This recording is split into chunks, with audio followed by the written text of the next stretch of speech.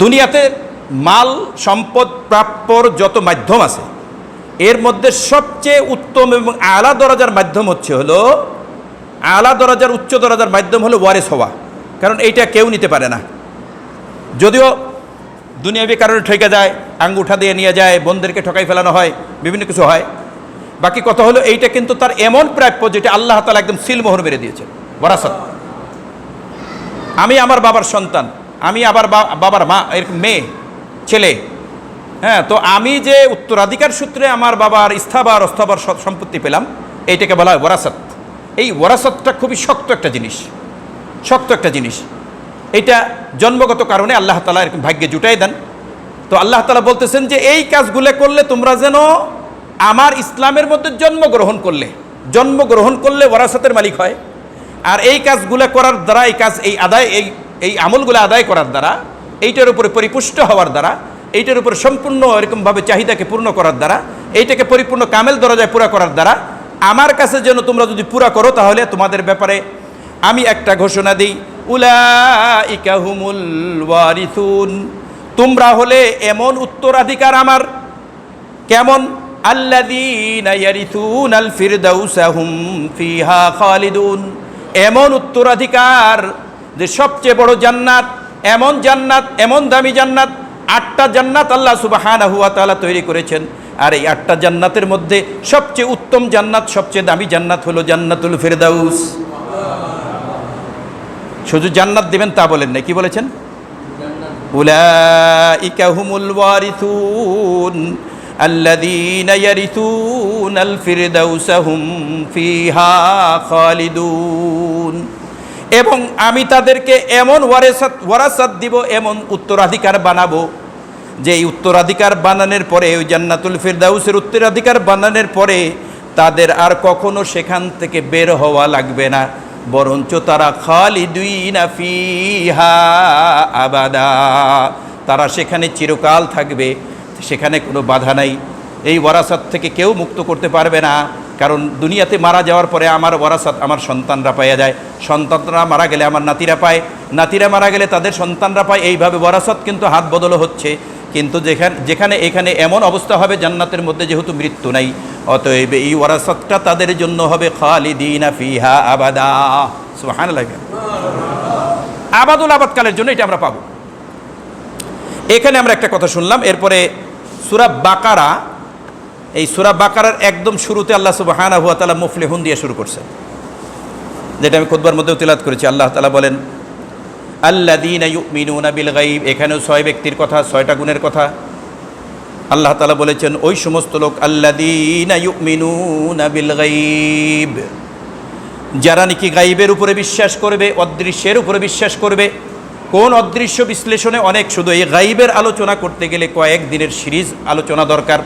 কিন্তু যেহেতু আমরা মুফলিহুন, সফলতা কেমনে অর্জন করা যায় সেইটা বুঝতে চাইতেছি, অতএব আমরা এই আনুষঙ্গিক কথা বলবো না। আল্লাহ সুবহানাহু ওয়া তাআলা বলেন আল্লাযীনা ইউমিনুনা বিল গায়ব। এই গায়ব অর্থ কি? অদৃশ্য বলতে কি? এই অদৃশ্যের 2টা দিক আমরা পাই।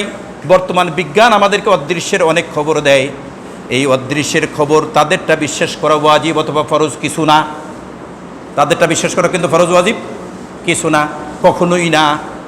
বলবেন হুজুর যদি মিলে যায় তারপরে আছে কিনা? মিলে গেলে তো আমাদেরটাই আছে, ও তাদেরটা আবার বিশ্বাস করবো কেন? নাস্তিকদেরটা বিশ্বাস করবো কেন? এক জবাব। দ্বিতীয় নম্বর হলো, দুনিয়াতে যত রিসার্চ আছে, বৈজ্ঞানিক ব্যাপার আছে, আজকে দেখা গেল একরকম তারা রেজাল্ট দিচ্ছে, এর 2, 4, 10, 20, 50 বছর পরে আর একজনে ওই বিষয়ে রিসার্চ করে বলতেছে আগের যে বিজ্ঞানী ছিল এই বিজ্ঞানীর তথ্য ভুল। আমরা পাই না এরকম গেজেটে? এইগুলো আগেরটা ভুল, বর্তমানেরটা এই। আবার বর্তমানে যে করছে 50 বছরে যে ভুল হবে না তার কোনো অনিশ্চয়তা আছে নাকি? কিন্তু আল্লাহ তাআলার কথা নিশ্চিত কিনা? অতএব আল্লাহ তাআলা গায়বের যে খবর দিয়েছেন সেই গায়বের খবর একদম সত্য কিনা? কোনো ধরনের কোনো ভুল আছে নাকি? কোনো ভুল আছে নাকি? কোনো ভুল নাই, একদম সত্য। আল্লাহ তাআলা আমাদেরকে ফেরেশতাদের কথা বলছেন, ফেরেশতা আছে কি নাই? এইটা কি কোনো রিসার্চের দ্বারা বদল হবে নাকি? আগেকার আসমানি কিতাব, বর্তমান যেটা আমাদের হাতে আছে এটা তো আছে। আগেকার আসমানি কিতাবের ব্যাপারে আল্লাহ তাআলা বলেছেন এটা আছে কি নাই? ছিল কিনা? ছিল। আগেকার নবীদের কথা বলছেন, সেটা ছিল কিনা? এরকমভাবে আল্লাহ তাআলা আমাদেরকে গায়বের কথা অনেক শুনাইছেন কোরআন এর মধ্যে, আল্লাহ রাসূল হাদিসের মধ্যে। কোরআন এবং হাদিসের মধ্যে যে সমস্ত খবর আল্লাহ এবং আল্লাহ রসুল দিয়েছেন আমাদের সামনে, এই সমস্ত গাইবের ব্যাপারে বিশ্বাস করার নামই হলো আল্লাযীনা ইউমিনুনা বিল গাইব, যারা নাকি গাইবের উপরে বিশ্বাস করবে, অদৃশ্যের উপরে বিশ্বাস করবে। ওয়া ইউকিমুনাস সালাত, এবং নামাজ কায়েম করবে। 2, ওয়া মিম্মা রাযাকনাহুম ইউনফিকুন, আল্লাহ সুবহানাহু ওয়া তাআলা রিজিক কে দিয়েছেন? আমার সাথে একটু কথা বললে ভালো হয়। কি রিজিক কে দিয়েছেন? আল্লাহ। আর আল্লাহকে যখনই বলবো কোনো সময় কোনো মজমায় হাত উঁচু করবো, এটা সুন্নত। আল্লাহকে যখন বলবো কি করব? রিজিক কে দিয়েছেন? হ্যাঁ, এইটা। কারণ কিয়ামতের ময়দানে কি বন্ধ হয়ে যাবে? আল ইয়াওমা নাখতিমু আলা আফওয়াহিহিম ওয়া তুকাল্লিমুনা আইদিহিম ওয়া তাশহাদু আরজুলুহুম বিমা কানু ইয়াকসিবুন। কিয়ামতের ময়দানে আল্লাহ যখন নাকি দেখবেন মুখ বেশি কথা বলে, পারা যাইতেছে না, তখন আল্লাহ সুবহানাহু ওয়া তাআলা মুখে মোহর মেরে দিবেন, কথা বলতে দিবেন না। তখন হাত সাক্ষী দিবে। ওই হাত সাক্ষী দিবে 2 ধরনের, পাপের কাজের সাক্ষীও দিবে, পুণ্যের কাজেরও সাক্ষী দিবে। অতএব আল্লাহর নাম নেওয়ার সময় যদি হাত তুলতে পারি, তাহলে হইতে পারে যে এই 1 বার 2 বার 5 বার হাত উঠানোর কারণে এইটা আমার নাজাতের কারণ হয়ে যাবে। সাক্ষী, আল্লাহ তাআলা সাক্ষী দিবেন। অতএব হাত উঁচু করুন। আল্লাহু আকবার। ওয়া মিম্মা রাযাকনাহুম ইউনফিকুন, রিজিক দিয়েছেন আল্লাহ। আল্লাহ বলেন রিজিক আমি দিয়েছি। রাযাকনা আমি দিয়েছি, হুম তাদেরকে, রিজিক থেকে, মিম্মা ইউনফিকুন, এবং এই রিজিক থেকে তারা মনোনীত রাস্তায় খরচ করে। আর এক ধরনের লোক, 4 নম্বর লোক হলো ওয়াল্লাযীনা ইউমিনুনা বিমা উনজিলা ইলাইক, এবং ওই সমস্ত লোক যারা নাকি ঈমান এনেছে, বিমা উনজিলা ইলাইকা, যা তাদের উপরে নাজিল করেছিলাম। কি নাজিল করেছিলেন আল্লাহ তাআলা আমাদের উপরে? এইটার উপরে বিশ্বাস করে। ওয়াল্লাযীনা ইউমিনুনা বিমা উনজিলা ইলাইকা ওয়া মা উনজিলা মিন ক্বাবলিক,